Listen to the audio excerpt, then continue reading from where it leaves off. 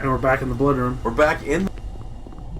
It doesn't turn into a blood room, it was just a blood hallway. I lied to the audience. So, hello everybody, I'm Nate. This is Vince. We're still playing Doom 3. I hope you're enjoying how spooky this is right now. We picked up a new inventory piece. Yes, now we're reviving power to the facilities. So there we go. Getting power back. Getting power back to here. This is where you are. You are on Mars. It's telling me to go to the control room. Yeah. What does it want me to do? This one? I guess. Ooh. Whatever that is. Big holograms. I don't know, it's just telling me where certain things are. Yeah, where shit is. It's kind of cool. I don't know where I need to be, so... Oh, exploring it is. I mean, doesn't it want you to go to the reactor? That was the one that was highlighted. I think it does. Yeah, that sucks. Whatever. We'll go to the reactor when we go to the reactor. So, if you guys watched the last part, you know I was halfway through talking about my RoseCon stories. So here's where we get to the meat of the potato, as it were. Potatoes. So we parked, and their new system is they did just what Emerald City did this year. Do you remember when they saw you and they immediately wanted you to queue up? Mm-hmm. So what happened was I went to the underground. I went through the elevator thinking I could sneak through, and then they were like, whoa, whoa, whoa, whoa. You're not allowed on here until you go queue up in front of the building. And I was like, okay. So the three of us went outside, and then there was a security guy there, and he was like, you need to have your keys and your phone in your left hand, and you need to expose your right hand to the side of your body. So they were doing that. That's weird. It was really weird. So I did as they said, because they were, they had tasers and angry puppers, so I was like, yeah, okay. So they queued us up outside for like 5 minutes, and then as soon as 8:30 hit, they're like, you guys ready to go in? And we were like, ah! And then they went and let us in, and then how the screening works this time is they single filed us, still told us to hold our wallet and our phone in our left hand with our side hand to the side like this. And then we went through a metal detector. If it beeped, then they gestured you to go to the left. If it didn't beep, then they gestured you to go forward. So when they did a bag check, this is how fast they went this year. Well, I had an eco bag. I had the big Funko bag is what I brought. They opened it. Yeah, you're good. Handed it back. That was as quick as they checked my shit. It was so weird. And so much security for so little checking. I know. It was really weird. So I was like, okay, thank you. And then I went into the con, and then of course they ordered it late because they were one of the last people I asked. So they had to go to will call to get there. I was freaking out. I was like, yeah, will call's gonna be swamped. We were in line for like 2 minutes at the will call. They were like, oh, okay, your last name's what? Okay, here you go. And then those two got their tickets, no problem. So then they went in with me to queue up at the waiting for the thing to start line. Yeah, I see the spooky dangling, man. But, so what happened was, we got queued up. We were in line 1. Oh my god. Oh, there he is. He's just a bitch. So are you. Nice. Way to wipe him off the face of the earth. Yep, and you're next. I said you're next. Now you are. Nice. But we got queued up. We were actually like 20th in line 1. So that was pretty good. Like we were up at the front of the queue line. Nice. Then what happened was all the VIPs started funneling in. Here's where I'm upset. I might have to like save up and do a VIP pass next year because of how bullshit this is. You ready, everybody? It kind of sounds like I'm going to need to do the same thing. Yeah. So what happened? All the VIPs got sent to the left line, and then what they did with the normies over here with me and my friends and all the other people was they just had us in one big line. When that line got capped, they just made a second line, and then that line got capped, and then they made a third line, all in rows, so that they could funnel us in one by one. So what happened was the vendors and exhibitors got in at 9. So they could set up their shit. So they all got in, and I was like, okay, cool, that makes sense. Then the VIPs got in at 9:30. So they got in 30 minutes before the rest of us. Early access makes sense. And then at 10, then they let line 1 go. And then at 10:05, line 2. 10, 10, line 3. And that's how they did it. And then by that point, they're just like, whatever, everybody else go in.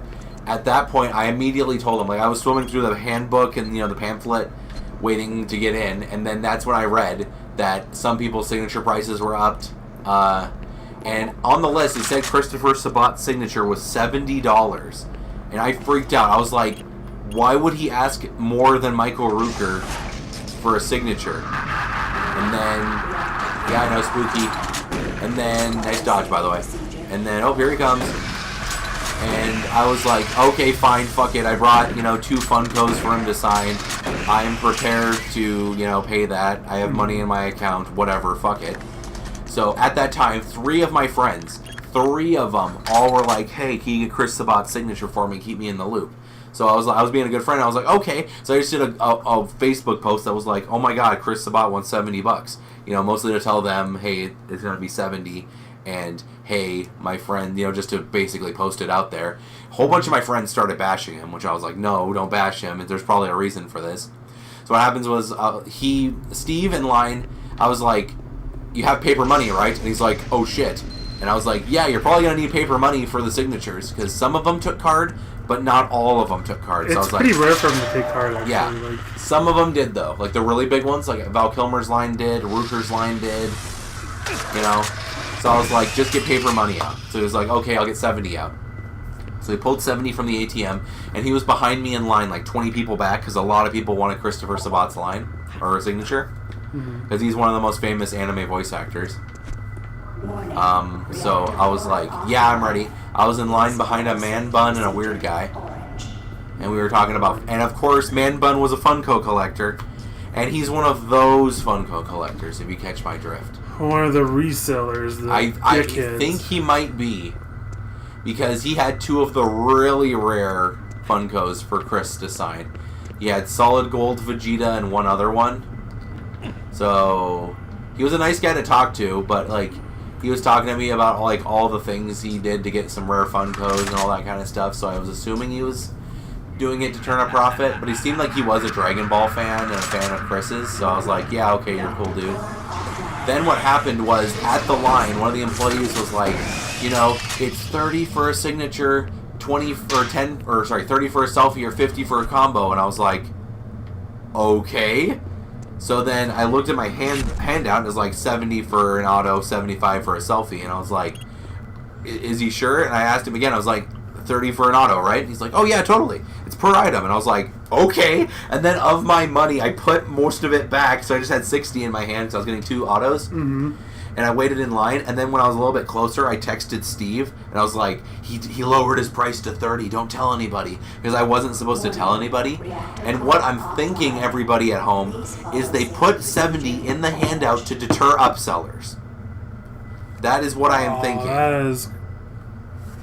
That's actually smart, actually. That's the only thing I can think of, because there's no way that he would have asked 70. Like, he wouldn't have said, yeah, put 70. He's a nice guy. He's super real. He was one of the realest actors I've met. So, shout out to Chris Sabat. I know you're not watching this, but you are a cool dude. So, it wasn't 70. It was 30. It was 30. It was actually 30, but awesome. in the handouts and on the app and on the website, it said 70. When you went up to his booth, it said 70, but then when you were at the booth, they were like, 30, please. It was very weird. It was the opposite of every other booth at the con. That's awesome. So I was like, hell yes, here's 60. And then when I met him, I was about to meet him, and then he really liked Man Bun's shirt, because it was like a mashup Dragon Ball shirt. So he's like, oh, what website did you get this on? And he was going to his phone. He was like, oh, holy fuck, that's cool. He was being really real with him. And I handed him my 2 Funkos, and I didn't even ask him to do a phrase. He just immediately, like, it's like with every single person, he went through a list of phrases that his characters said. Yeah. And then he's like, oh, this person seems like he would like this phrase. There you go, And he was spot on. His phrases that he wrote were very funny. For the Vegeta Funko he signed, which was the Gen 1 Vegeta from Dragon Ball, he put it's over 9,000 because that became a meme, and that was something Vegeta said. And for All Might in weakened form, which I also got signed by him, because in that when he's weakened, when All Might's weakened in My Hero Academia, he coughs up a lot of blood because he's he's extremely injured.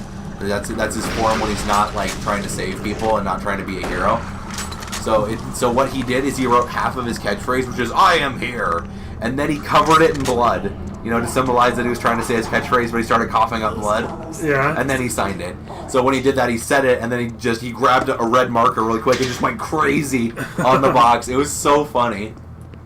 He was a very real man. I shook his hand twice. He made a "that's what she said" joke because he handed him back to me, and he said, "You know what he should have had? He should have had like a little thing of like paint or something like that. Yeah. With a brush and just went. Yeah, that would have been hilarious.